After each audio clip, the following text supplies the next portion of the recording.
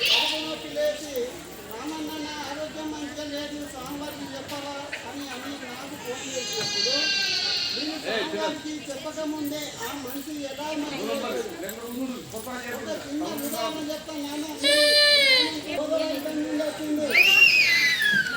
ఆ చెల్లె భర్త మంచిగా లేడు, మంచిగా లేకపోతే స్వామివారి దర్శనానికి వచ్చింది. స్వామివారి దర్శనానికి వచ్చిన తర్వాత స్వామివారి దగ్గరికి వెళ్ళి కూర్చున్నది. కూర్చున్న తర్వాత స్వామివారు ఏం చేసారు, ఈ చెల్లె భర్త గురించి ఈ చెల్లె గురించి చెప్తలేడు. ఎందుకంటే మన స్వామివారి గురించి వాళ్ళకి ఏ మాత్రము తెలియదు, మన ఆశ్రమం గురించి కూడా తెలియదు. మరి తెలియని వాళ్ళ గురించి స్వామివారు ఈ చెల్లెతో ఎందుకు చెప్పాడు? మరి స్వామివారికి ఎలా తెలిసింది? ఒక్కసారి ఆలోచన చేయండి.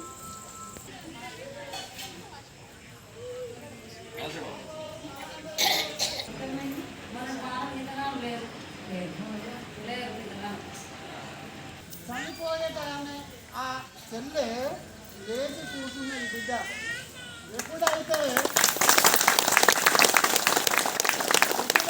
విభూతి నీళ్ళు తాగిందో తాగిన తర్వాత ఒక అర్ధ గంటకే లేచి కూర్చుంది. కూర్చున్నాక చనిపోయే స్థితిలో ఉన్నటువంటి ఆ డాక్టర్లు చూసిరు యశోద దవాఖానలో. అరే యశోద దవాఖానలో డాక్టర్లు చూసి ఆ డాక్టర్లు పరిశాన్ అయిపోయిండు. అరే నేనే చనిపోతుందని ఈమెకు సర్టిఫికెట్ ఇచ్చినాం, అసలు ఈమె బ్రతకదు, ఈమె చనిపోవడం 100% గ్యారంటీ. ఈమె ఎలా బతికింది? సాధ్యము కాదు.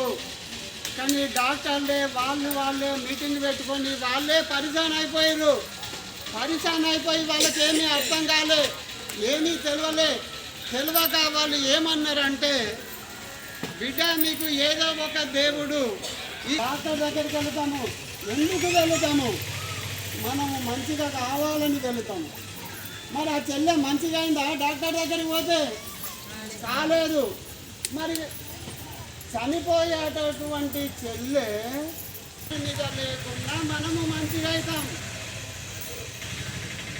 భగవంతుడు ఒక్కడే ఉన్నాడు కాబట్టి, వేరు రూపాలలో ఉంటారు కాబట్టి, ఈ ప్రపంచంలో నేను మన భారతదేశం గురించి చెప్పడం లేదు, ఈ ప్రపంచంలో స్వామివారి యొక్క చూపు ఏ వ్యక్తి మీదనైతే పడుతుందో ఆ వ్యక్తి 100% మంచిగా అవుతాడు. మీరు రాసి పెట్టుకోండి. ఎందుకంటే యశోద హాస్పిటల్లో చనిపోయేటటువంటి చెల్లె ఎలా ఒక చెల్లె స్వామివారితో ఎలా మంచిగా అయింది? స్వామివారు ఎక్కడ ఉన్నారు, చెల్లె ఎక్కడ ఉన్నారు అంటే మీరు ఆ చెల్లె కంటే కూడా అదృష్టవంతులు. ఒక రాని వాళ్ళే ఇక్కడ మంచిగా అవుతున్నప్పుడు వచ్చిన వాళ్ళు ఎందుకు మంచిగా గారు? మీరందరూ కూడా వాళ్ళకంటే అదృష్టవంతులు. ఎందుకు? మీరు ఈ ఆశ్రమానికి వస్తున్నారు, ఇక్కడ తెలుసుకుంటుండ్రు కాబట్టి వాళ్ళకంటే మీరు అదృష్టవంతులు. మీరు ఇంతమంది వచ్చారు, మీరు బాధలతోని రావచ్చు, మంచి పనులు జరగాలని కూడా రావచ్చు. మీరు ఏ విషయాల కొరకైనా వచ్చినా, దేని కొరకు వచ్చినా మీ జీవితంలో ప్రశాంతంగా ఉండడం నేర్చుకోండి. మరి మీరు ప్రశాంతంగా ఉండాలంటే స్వామివారు మీకు ఏం చేసిండ్రు? శ్రీరామచంద్రుని యొక్క 2 అక్షరాల నామస్మరణ ఉపదేశం ఇవ్వడం జరిగింది. మీరు ఎక్కడ ఉన్నా, ఏ పని చేసుకుంటా ఉన్నా శ్రీరామచంద్రుని యొక్క నామస్మరణ మీ మనసులో మీకు వీలైనప్పుడల్లా అనుకుంటూ వెళ్ళండి. మీరు ఎప్పుడైతే భగవంతుని యొక్క నామస్మరణ చేసుకుంటూ వెళ్తారో హనుమంతుడు మీ ఎంబడి ఉండే మిమ్మల్ని రక్షిస్తాడు. ఎక్కడనైతే శ్రీరామచంద్రుని యొక్క నామస్మరణ జరుగుతారో అక్కడ హనుమంతుడు ఉంటాడనేది గుర్తుపెట్టుకోండి. కాబట్టి ఈ ప్రపంచంలో మీరు ఎవరికి భయపడనవసరం లేదు. ఎందుకంటే మీరు భగవంతుని యొక్క నామస్మరణ మొదలు పెట్టండి, ఎప్పుడైతే మొదలు పెడతారో మీ జీవితంలో మార్పులు అనేటివి జరుగుతాయి. మీరందరూ ఇక్కడికి వచ్చిర్రు, మీరందరూ ఒక్కొక్కరు ఒక్కొక్క ఆలోచన ప్రకారం ఉన్నారు. మీరందరూ ఇలా ఉండడానికి కారణం మన ఆలోచనలే. మీరు మీ ఆలోచనల ప్రకారంగా మీరు ఇప్పుడు ఇలా జీవిస్తున్నారు. ఏదో ఒకరోజు చనిపోతాం, పుట్టడం చనిపోవడం. మరి మానవ జన్మగా ఎత్తినప్పుడు మనం ఈ భూమి మీద జన్మించినామంటేనే ఏదో ఒక కారణం ఉంటేనే ఈ మానవ జన్మగా మనం జన్మించినాం. ఇలా మనకు ఈ ప్రపంచంలో చెప్పే గురువులు ఎక్కడన్నా ఉండొచ్చు, మనకు తెలియదు. కానీ మనకు దేవుని గురించి చెప్పే వాళ్ళు ఇక్కడ ఒక గురువు దొరికిండు. అంతేకాదు, మీరు దేవునితోని మాట్లాడాలనుకున్నా, గురువులతోని మాట్లాడాలనుకున్నా, మీ కుటుంబంలో ఎవరన్నా చనిపోతే వాళ్ళు మానవ జన్మ ఎత్తకుండా ఉండి వాళ్ళతోని మాట్లాడి వాళ్ళ యొక్క ఆశీర్వాదం తీసుకోవాలనుకున్నా, మన స్వామివారు ఇచ్చినటువంటి భగవంతుని యొక్క నామస్మరణ రామ రామ రామ రామ.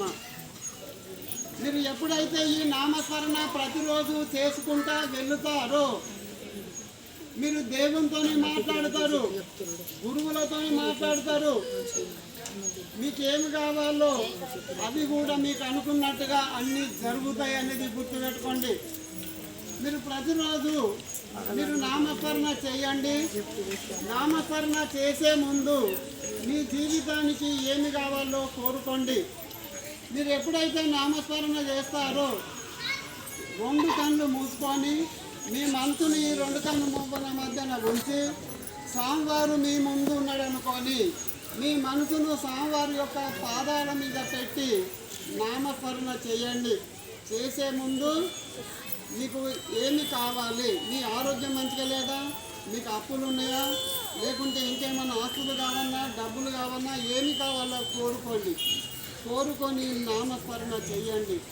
మీరు ఏదైతే కోరుకొని ప్రతిరోజు నామస్మరణ చేసుకుంటూ వెళుతారో అదే మీకు జీవితంలో జరుగుతుంది. స్వామివారు భగవంతుని యొక్క నామస్మరణ ఉపదేశం ఇవ్వడం జరిగింది. ఏ గురువు అయితే కాపాడుతాడు కాబట్టి అందుకొరకే మనందరము మంచిగా ఉండాలనే ఉద్దేశంతో మనము నామస్మరణ చేసుకుంటూ వెళ్ళాలి. మీరు ఎక్కడన్నా ఉండండి, ఏ పని చేసుకుంటానన్నా ఉండండి, ఎలాంటి ఇబ్బందులు లేవు. మీ వీలుని బట్టి మీ మనసులో అనుకోండి. ఇలా మంచిగా ఉన్నప్పుడు ఒకవేళ మీరు ఇంట్లో ఉన్నారనుకుందాం, మీరు ఇంట్లో ఉంటే మీరు ఇంట్లో కూర్చొని నామస్మరణ చేసుకోండి. మీరు ఇంట్లో కూర్చొని నామస్మరణ చేసుకుంటే గ్రామాలలో పక్క వాళ్ళు కానీ తెలిసిన వాళ్ళు కానీ మామూలుగా వస్తుంటారు.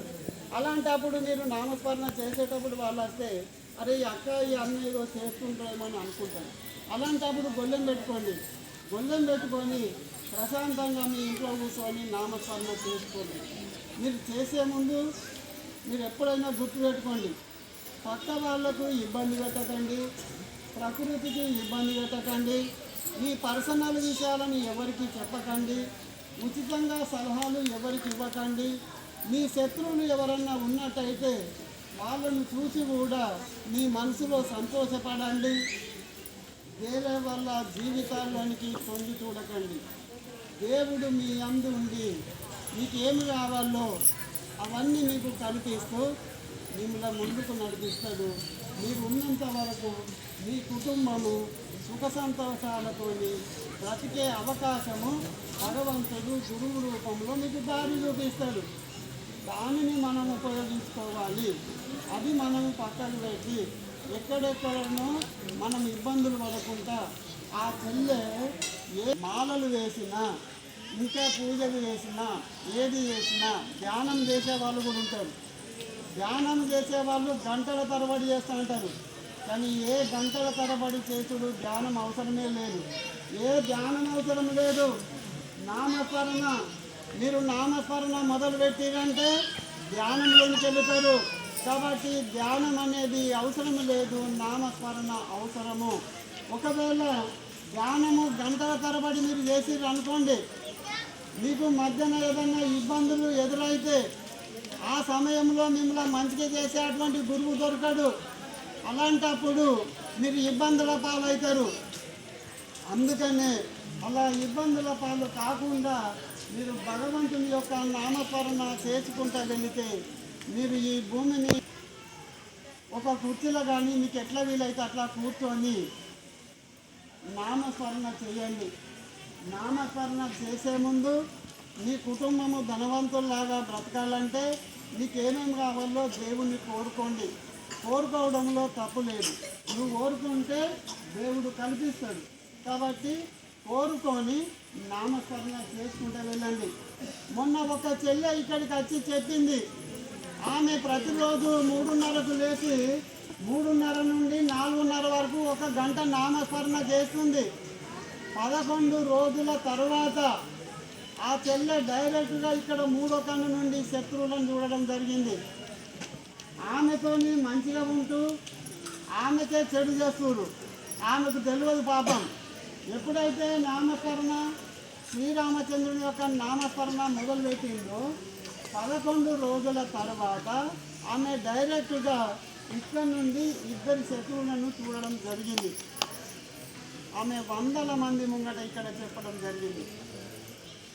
మీరందరూ అసలు ఇంత సింపుల్గా ఏ గురువు కూడా ప్రజల సంక్షేమం కొరకు ఆలోచన చేసే గురువు దొరకడు. అందుకనే మన కొరకు ఇక్కడ దేవుడు ఒక గురువును క్రియేట్ చేసింది. కాబట్టి మన కొరకు స్వామివారిని ఉపయోగించుకోవాలి తప్ప స్వామివారు మనలా ఉపయోగించుకున్నది స్వామివారికి అవసరం లేదు. ఎందుకంటే భగవంతుని యొక్క స్వరూపము గురువు రూపంలో అక్కడ ఉంది కాబట్టి మనకు అవసరం.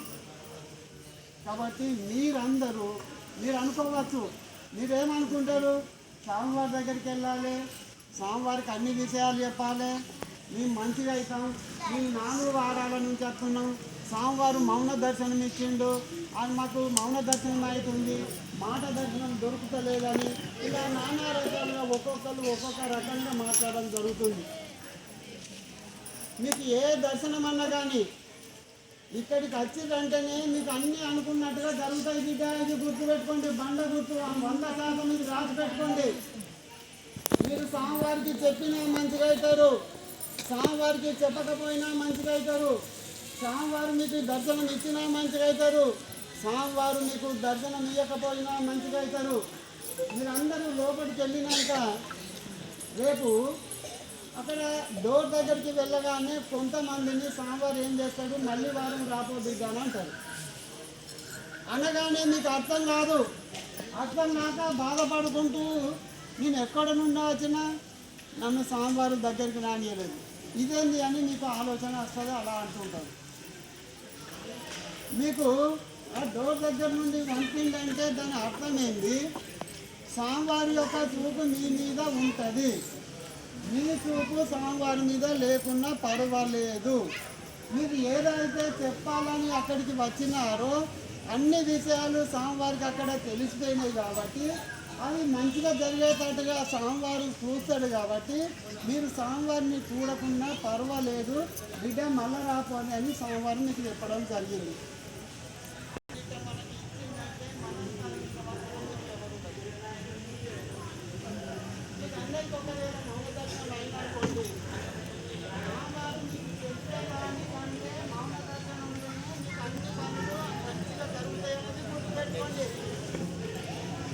కాబట్టి మీ జీవితంలో ఎప్పటికీ ఆశ్రమానికి వచ్చినా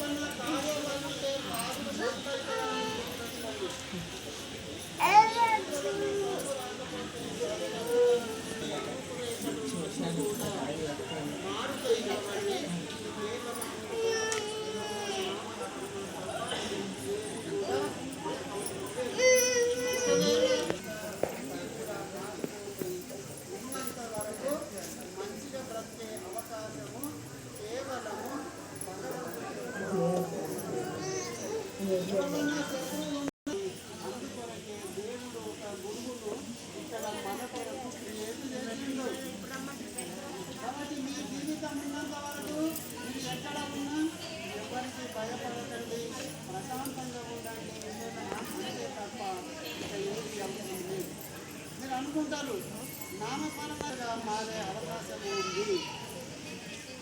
అందుకని ప్రశాంతంగా ఉండాలి, నవ్వుకుంటూ బ్రతకాలి, ఆనందంగా బ్రతకాలి. అంతేకాని ఇప్పుడు ఉన్నటువంటి ఈ ఆలోచనల ప్రకారంగా బ్రతికినట్లయితే మనం ఒక మానవ జన్మగా ఈ భూమి మీద బతికినందుకు కానీ బుధవారం దర్శనానికి రావాలనుకుంటే మంగళవారం దర్శనానికి సోమవారం వచ్చి ఇక్కడ పేరు రాయించుకొని ఇక్కడ ఉండండి. బుధవారం దర్శనానికి రావాలనుకుంటే మంగళవారం వచ్చి ఇక్కడ పేరు రాయించుకొని ఇక్కడ ఉండండి. ఒక రోజు ముందుగా ఇక్కడ ఉన్న వాళ్ళకు ముందుగా దర్శనం ఉంటుంది. ఆ తర్వాత వెహికల్లో వచ్చిన వాళ్ళకు ఉంటుంది. ఆ తర్వాత అటువంటి వాళ్ళకు దర్శనం ఉంటుంది. ఆదివారం అన్నదానం భోజనం ఉంటుంది. మీకు ఎవరికన్నా ఎప్పుడన్నా అవసరం ఉంటే నాకు కానీ రఘు సాయిబాబుకు కానీ ఫోన్ చేయండి. ఫోన్ చేస్తే ఆ రోజు మీ పేర్లు రాస్తాము. స్వర్గంలో దేవతలకు అన్నదానము చేసిన దాంతో సమానము. ఎవరైతే ఒక సద్గురువును దర్శనము చేసుకుంటారో స్వామి సమర్థ మహారాజుకే, తోడు మహారాజుకే. శ్రీరామ జయ రామ జయ జయ రామ, శ్రీరామ జయ రామ శ్రీరామ జయ రామ జయ జయ రామ. ఎక్కడెక్కడ నుండి ఇక్కడికి ఆశ్రమానికి రావడం జరిగింది కాబట్టి మీరు స్వామివారి దగ్గరికి రాకముందు ఎలా ఉన్నారు, వచ్చిన తర్వాత ఎలా ఉన్నారు, ఎవరన్నా ఒకరు దయచేసి చెప్పండి. ఇన్ని సంవత్సరాల నుంచి ఒక సాంప్రదాయంగా ఇక్కడ నడుస్తుంది. ఏంటది?